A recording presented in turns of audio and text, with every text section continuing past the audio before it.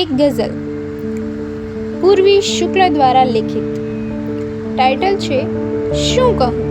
તો ચાલો શરૂ કરીએ. મારા કહ્યા પર તે કરી એ ધારણાનું શું કહું. થઈ ના શક્યા જે શબ્દના એ પારણાનું શું કહું. સહેલું રહે છૂટા પડી જવું પરસ્પરથી સદા, પજવી રહ્યા તારા મને સંભારણાનું શું કહું. જે સાંભળ્યું તે એ બધું પડવારમાં માની લીધું, એની ઉપર તારી નથી વિચારણાનું શું કહું. જીવન સફરમાં આપણે સાથે સતત રહેશું સદા, લોકો છતાં ના લઈ શક્યા ઓવારણાનું શું કહું.